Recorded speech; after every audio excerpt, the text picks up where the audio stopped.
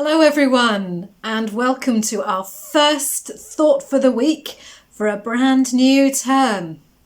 And this week, the clue to our theme is in this beautiful Christmas card. Can you see what's in the picture? Now this card came from Weston Favell Church of England Primary School, and thank you so much to everyone at Weston Favell Primary School for this lovely card. I love it. I think it's really beautiful, and I'm looking forward to meeting you properly one day when I can come into school. And of course, on the card we have wise men bringing gifts and a lovely big glittery star, because our theme this week is Epiphany. In the church across the world, we celebrate Epiphany on the 12th day of Christmas. And it's the day when we meet the two ends of the Christmas story. The first part of the Christmas story, the one we celebrated before we broke up and during the Christmas holiday, comes from Luke's Gospel. Luke tells us all about how Mary met an angel called Gabriel. Gabriel told Mary that she was going to be honoured and blessed, and she would give birth to a son. Not just any son, but a very special one, the Son of God.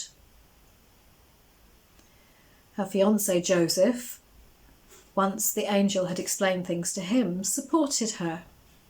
And together they had to travel to Bethlehem, which is where the special baby was born. We also remembered before we broke up how the shepherds were told the wonderful story by an angel and went to visit that wonderful special baby. Matthew's Gospel also tells us about the birth of Jesus, but Matthew tells us a different story. In Matthew's Gospel, wise men from the east who study the stars have seen something amazing in the sky. Now, we don't know exactly what it was they saw in the sky, but it might be something like the wonderful thing that's been seen in the sky recently. Jupiter and Saturn look very close together in the sky from the Earth. They're not really, they're millions and millions of miles apart, but from Earth, just at the moment, it looks as though they're very close together, and it looks like a very bright new star in the sky. And a lot of people think that that might have happened at about the time Jesus was born, and that the wise men, as they studied the stars, saw that coming together as a special sign of an amazing king, a gift from God for the whole earth, not just for the country where the king was born. Those wise men followed the star, and they looked to see where the child might come from, and they travelled to Israel, first to Jerusalem to see the king, and when they discovered that there was no new baby there, they spoke with people who understood the prophecies of Israel and were sent to Bethlehem, because the prophecy says, Bethlehem, in the land of Judah, out of you will come forth a ruler who will govern all Israel. And sure enough, in Bethlehem, they found the child they were looking for, and they gave gifts, gold, frankincense, and myrrh. Now, in the part of the Bible that we call the Old Testament, the Jewish Bible, there are also prophecies that talk about kings coming to see God, and kings from the east travelling with great gifts of gold and frankincense to give to God. And so the richness of the gifts And the Old Testament prophecies about kings bringing gifts have led some people to talk about our wise men as kings. And because there are 3 gifts that are named, gold, myrrh and frankincense, we often talk about 3 kings. But actually, Matthew doesn't say either of those things. He says there were wise men and that they brought gold, frankincense and myrrh. He doesn't say there are 3 of them, and he definitely doesn't say they are kings. It's where people are making assumptions that embellish the story. But it's a pretty good story already. Those wise men travelling all that way with their gifts.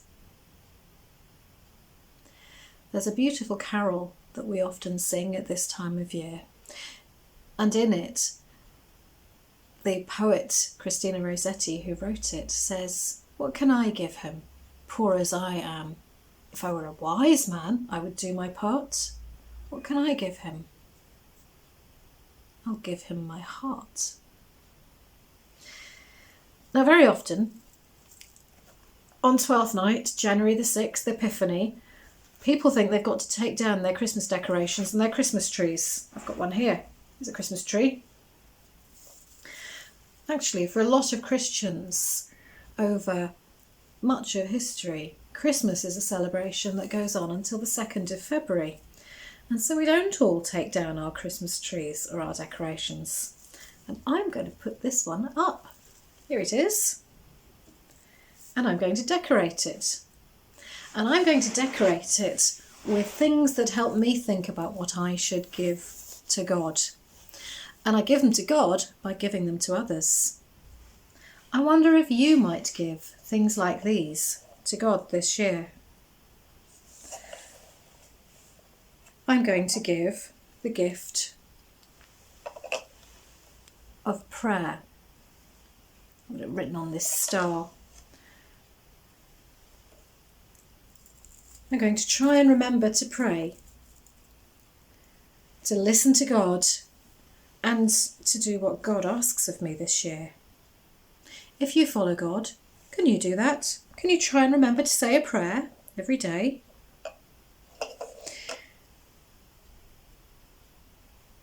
And God gave me the gift of faith, and I'm going to try and use that too. I've got it written on this star, this one. It says faith.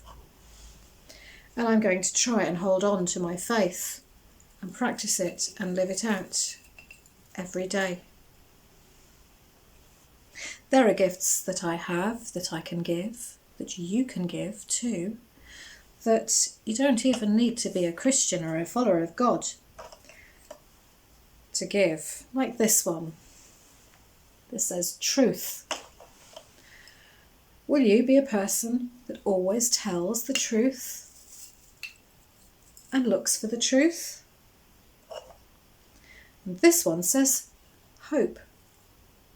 Will you be a person who brings hope to others, that speaks hopeful words, that looks for the best in things?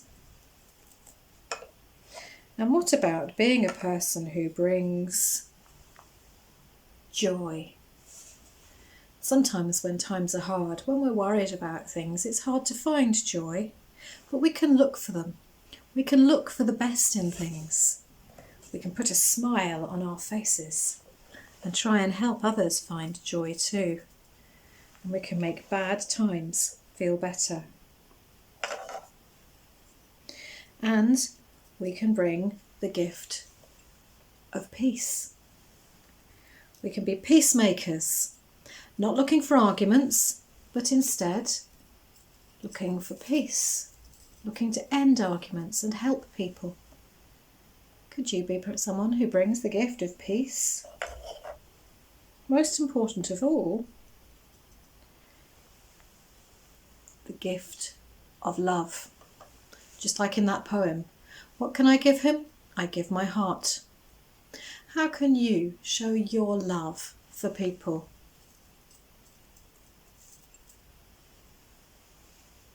Can you do it by helping people? By showing that you care? By bringing the best of yourself to others? and helping them to be the best they can be too. This tree is covered in gifts now, gifts God has given to me that I want to give to God. I wonder if you can do the same. Can you give your gifts to others this week? Because that's how you can give them to God. In Matthew's version of the story about Jesus being born, he tells us that this wonderful and special baby is known as Emmanuel. Emmanuel means God with us. I'm going to put this star that says God with us right at the top of the tree.